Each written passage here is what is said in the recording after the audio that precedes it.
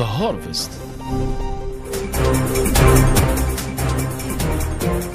Good afternoon to you, Africa. This is Imene Nouad with the latest news from across the continent and the world.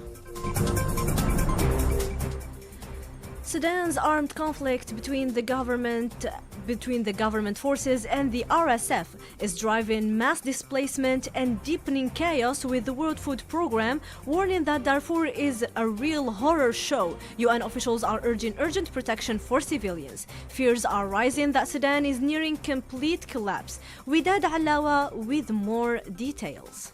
Bringing into focus the lasting fighting between Sudanese government forces and RSF, militias have already devastated the entire country. The massive displacement of more than 12 million people is deepening social breakdown and fueling tribal tensions. As the World Food Programme warns, Darfur is a real horror show. While UN Secretary General for Humanitarian Affairs Tom Fletcher protested civilians must be protected and access must be expanded. The Sudanese situation continued to raise international concerns of whether the country is on the way of complete fall, one of the largest countries in Africa by land. According to Abdelkader Soufi, an Algerian expert in international relations, several forces are seeking to reframe regional borders, starting with those of Sudan itself. C'est comme si on veut faire une nouvelle répartition des États. It is as if there is an attempt to redraw the map of states. They want to divide Libya, divide Sudan and Mali as well, just as Sudan was already broken apart. First with the creation of South Sudan, there is now a desire to divide Sudan even further, and it won't stop at Darfur. I think there is a Laurent Darabi type of plan, and this plan doesn't only target Sudan. It concerns the entire region, meaning both the African subcontinent and the Middle East. There are two things here. First, we may see the rapid support forces end up with the state in Darfur, because the push to separate Darfur from Sudan did not start with the conflict between Hemeti and al-Burhan. It goes back much earlier. Since Omar al-Bashir's time, there was already a rebellion in Darfur with separatist ambitions. Darfur is sliding into one of its bleakest periods in 2 decades of conflict. The capture of al-Fashir on 26 October 2025, following almost 560 days under siege, has unleashed a chain of killings, mass displacement, sexual assaults, and widespread hunger. A situation UN officials now call terrifying, unprecedented, and far beyond what humanitarian agencies can handle. The crisis is no longer a call for negotiation, but for action. Northeast Nigeria faces renewed violence as a Monday night attack in Miyanti, Borno State, kills 9 people, including 5 self-defense volunteers, while several soldiers remain missing. The recent kidnapping of 26 schoolgirls in the northwest heightened the public trauma, prompting President Bola Tinubu to postpone planned visit to South Africa and Angola. At a UN Security Council briefing, experts warned that terrorism remains an existential threat to West Africa.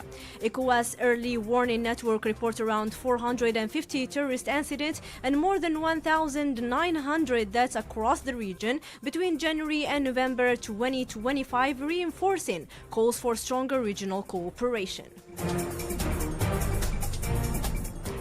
Kinshasa is hosting the 47th Conference of African Parliamentary Presidents and the 8th Executive Committee session of the African Parliamentary Union until the 22nd of November. Congolese capital became a hub for discussions on governance, sustainable development, and inter-parliamentary cooperation, with an Algerian parliamentary delegation taking part in it. Across Africa today, communities are joining the rest of the world in marking World Children's Day. The annual November 20th observance shines a spotlight on children's rights and the urgent need to protection and empower young people through education, health, and safety, especially as millions continue to face hardship amid conflict and insecurity. Yasmin Ben Ashur shares more.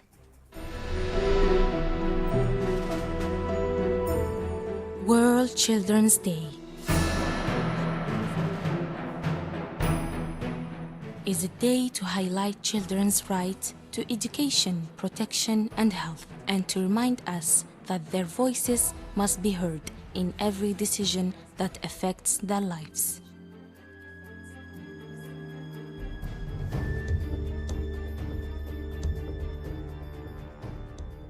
Across Africa, millions of children live in very hard conditions.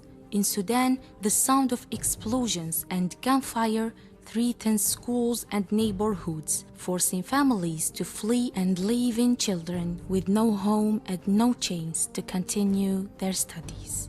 In the Sahel, especially in Mali, children face the same reality. Security and economic crisis keep them away from classrooms and expose them to risk of exploitation and requirement. These conflicts leave children without protection and without a safe childhood. World Children's Day reminds us of the urgent need to protect their rights and offer them a future with dignity.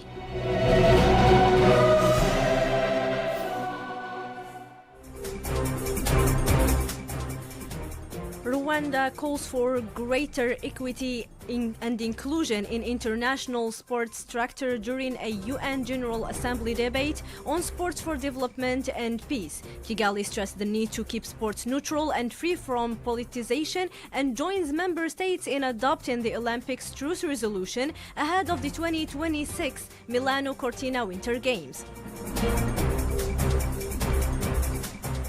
The African Road Cycling Championship kicked off this morning with the junior women's time trial over 14 kilometers won by Ethiopia's Kasai Kiros earlier. Tristan Hardy of Mauritius won the junior men's 28-kilometer time trial. This evening is under the 23 race will take place in Kiwali, Kenya, with 31 countries participating. Meanwhile, in Côte d'Ivoire, the second day of the African Archery Championships continues, featuring athletes from 19 African nations.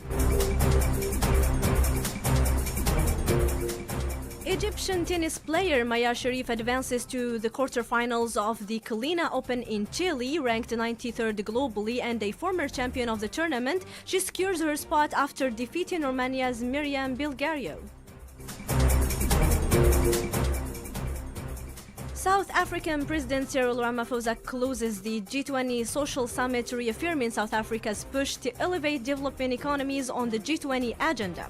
Ramaphosa highlights priorities including fighting poverty and inequality, reaffirming and reforming global financial systems, and urging major economies to invest in sustainable development. Let's hear some of his speech. South Africa's G20 presidency has been premised on ensuring the interests of developing economy countries that they must be elevated on the G20 agenda. We have sought to address poverty, inequality, and underdevelopment. Having taken the leaf from the focus that Brazil put on these issues, we decided too that we want to elevate these issues to a much higher level. We have worked to strengthen and to reform the international financial architecture, to democratize the systems of global governance, and to promote the right of all nations. We have used our G20 presidency to reiterate the call for the world's leading economies to invest in sustainable development and in the conservation of the planet for future generations. Still in South Africa and the G20, now we have come to the end of our harvest, I say, as we invite you to delve into this special report by Africa FM's special envoy to Johannesburg, Samar Hamadi, about the upcoming resumption of airline between Algeria and South Africa. So enjoy this report. I love Africa FM. Hello everyone, hello Africa FM, reporting from South Africa where I'm covering the G20 summit. The Algerian national airline Air Algérie has just shared some fantastic news. Meanwhile, it is resuming its flights to Johannesburg with 3 weekly connections.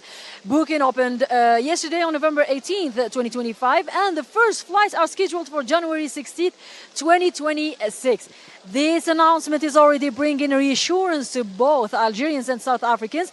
A regular link between Algiers and Johannesburg will not only make travel easier, but also further strengthen the solid ties that unite these two countries, historic partners, major economic players, and key actors in African cooperation. And to understand just how significant this decision is, I went out here in Johannesburg and even Pretoria to meet Algerians and even South Africans and gather their reactions. Here we go.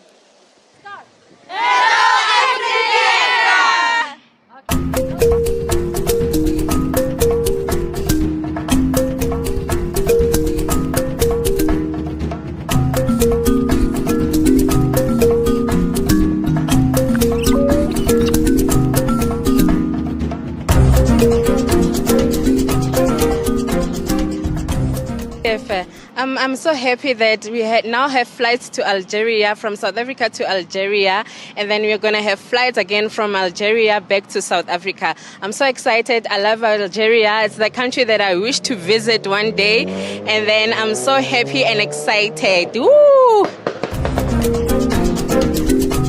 Good morning, Africa FM. I would like to start, I think, with the representation of this Algerian Air Algeria, they call it Algerian Airline, recovery of the flight coming back from Algeria towards South Africa. I think it's a very good idea, coming back the flight. I think it's going to help a lot of Algerians, even though when they started first, they stopped it. I don't know what was the reason. Some of them, they said there wasn't enough flights, some other reason. But, yeah, I'm happy. Good morning, Africa. How are you? I'm happy about the plane that is coming here. Maybe one day even us will visit Algeria. Thank you. I think Algeria is a fun place to go. I think everyone should feel the fun of going and feel the experience. If you're a kid, then you can go with your parents, and feel the experience. I think it would be a good experience to feel. Air Algeria, they will come back.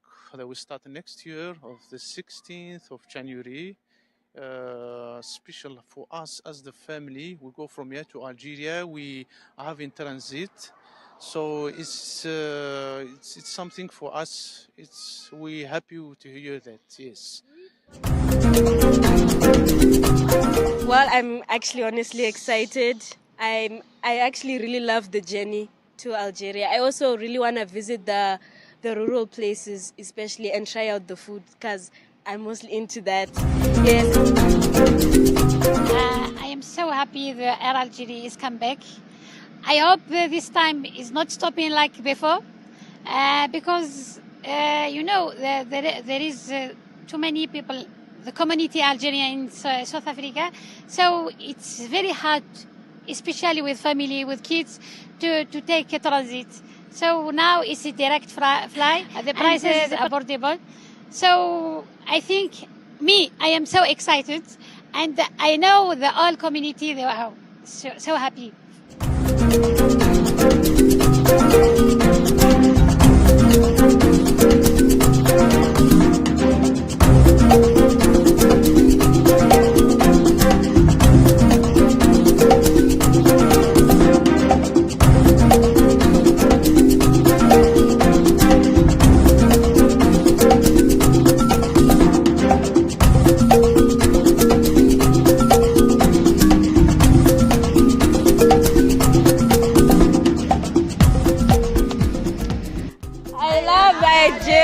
I love Johannesburg.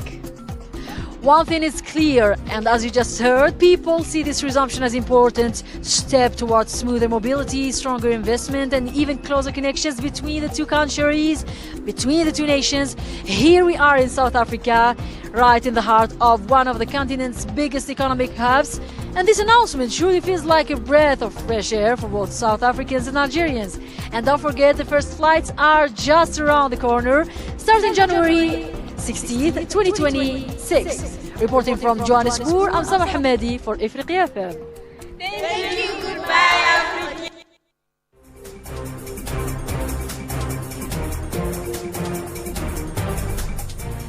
And this was Samar Hamadi right from Johannesburg reporting about the reactions of the Algerians and South Africans about the resumption of the airlines between the two nations. And that with this we come to the end of our harvest. Thank you to paying attention to the fullest. Don't go too far and keep tuning to our radio channel until 6:45 p.m. with Siham Boughazi in the French main news. Until then, keep enjoying our programs of the day with your favorite channel, Ifriqiya FM.